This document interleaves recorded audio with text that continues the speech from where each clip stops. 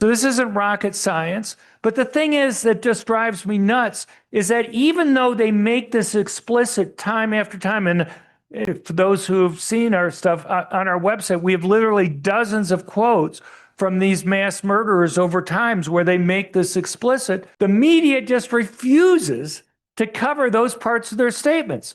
So you have somebody like the Minneapolis school shooter that we just had. You'll see all sorts of news articles speculating, so, well, maybe he did it because his mom used to work at the school. It's possible, but he doesn't say that. What he says is, and they'll say things like, he talks a lot about other school shooters or other mass shooters. And that's true, he does. But how does he talk about them? He talks about them because what he's learned from them, and what he's learned from them is to go to a place where he knows victims can't defend themselves. In that case, the quote is, and this, he has multiple discussions. He says, I recently heard a rumor that James Holmes, the Aurora theater shooter, may have chosen venues that were, quote, gun-free zones, end quote. I probably would aim the same way.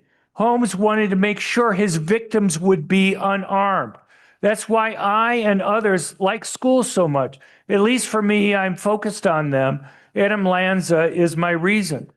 And, we could go on. And he even talked about the time of day of the attack. He didn't want to do it in the morning when parents were dropping off kids at school. He didn't want to do it in the afternoon when they're picking them up because he was worried that one of the parents might have a concealed carry permit.